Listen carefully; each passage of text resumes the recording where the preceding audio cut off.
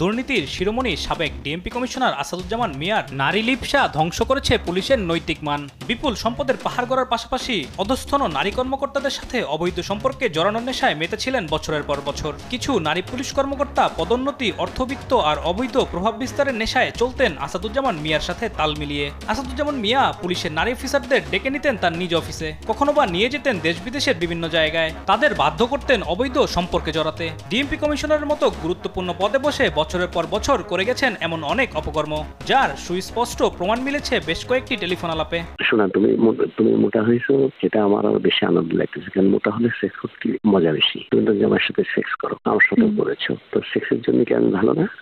এখন সেক্স আমার মাথার উপর উঠে গেছে একেবারে, এমন সেক্স ফিল করতে যে আমি কাঁপছি। কিন্তু একটু ওয়েট করো, আমি আসছি।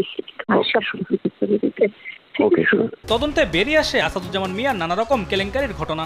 শুধু দুর্নীতি ও অবৈধ সম্পদ গড়েই ক্ষান্ত হননি তিনি, সরকারের চাটুকারিতা করে বাগিয়ে নেন ঢাকা মেট্রোপলিটন পুলিশের কমিশনারের মতো গুরুত্বপূর্ণ পদ। সেই পদের অপব্যবহার করেই চালিয়েছেন নানা অপকর্ম। এখানে তোমার কথা বলার সুযোগ আছে, মাননীয় প্রধানমন্ত্রীর সাথে কোন সরকারি কর্মকর্তা এই আওয়ামী লীগের 10 বছরে এই বিরল সম্মান পায়নি, যেটা মাননীয় প্রধানমন্ত্রী জাতির পিতার কন্যা উনি আমাকে দিয়েছেন। ডিএমপি কমিশনার থাকাকালে তার অফিসে ডাকা হতো পুলিশের নারী কর্মকর্তাদের, দেওয়া হতো শারীরিক সম্পর্কের প্রস্তাব। আমি ভয়ে ফোন দিই না, কারণ তোমার হাজবেন্ড কখন থাকে, আবার বলো কে ফোন দিছে। আমি শোনা, আমি তোমার বিশ্বাস করো, আমি তোমার সাথে সেক্স করার জন্য ক্রেজি হয়ে আছি। হ্যাঁ শোনা, অনেক ক্রেজি হয়ে আছি তোমার সাথে সেক্স করার, তোমাকে আদর করার জন্য ক্রেজি হয়ে আছি অনেক। তুমি অফিসে আসলে তো কোনো ক্ষতি নেই, কারণ এখন কোনো অর্ডার লিটার তার নেই। আমাকে কেউ চিনেও না, তুমি বিলিভ করবা, আমাকে কেউ চিনে না। আমি একদম এক্সাইটেড। শোনো, পুরোনো অর্ডার লিটার তো কেউ নেই, তুমি আসলে এখন কেউ চিনবে না। তাই তো অফিসে, আমার অফিসটা আমি যে কোনো সময় তোমার অফিসে আসতে পারবো। এনি টাইম তুমি তাহলে ফোন করবা যে আমি আসি কিনা, ফোন করে তুমি চলে আসবা।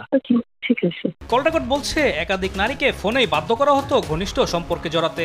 আওয়ামী লীগ সরকারের শাসনামলে পুলিশ প্রশাসনে হয়েছে নানা রকম দুর্নীতি। এসব দুর্নীতির পেছনে রয়েছে অনেক রাঘব বোয়াল, যারা ছিল এতদিন ধরাছোঁয়ার বাইরে। স্বৈরাচার হাসিনার পতনের পর সেসব পুলিশ কর্মকর্তা দুর্নীতি একের পর এক বেরিয়ে আসছে। তার মধ্যে অন্যতম ডিএমপির সাবেক কমিশনার আসাদুজ্জামান মিয়া। আসাদুজ্জামান মিয়ার সম্পদ নিয়ে আলোচনা শুরু হয় একটি জাতীয় দৈনিক পত্রিকার খবরকে কেন্দ্র করে। খবরে বলা হয় পুলিশের সাবেক এই ঊর্ধ্বতন কর্মকর্তা স্ত্রীর নামে ঢাকায় একটি বাড়ি ও 2টি ফ্ল্যাট, ছেলের নামে একটি বাড়ি ও মেয়ের নামে একটি ফ্ল্যাট রয়েছে। এছাড়া ঢাকা, গাজীপুর ও নারায়ণগঞ্জে তার স্ত্রী ও সন্তানদের নামে রয়েছে 67 শতক জমি। এই 3 জেলায় তার পরিবারের সদস্যদের নামে রয়েছে আরও 166 শতক জমি। বিপুল সম্পদের তথ্য ও নারী কেলেঙ্কারির সংবাদ প্রকাশের আগেই দেশ ছেড়েছেন ডিএমপির সাবেক কমিশনার আসাদুজ্জামান মিয়া।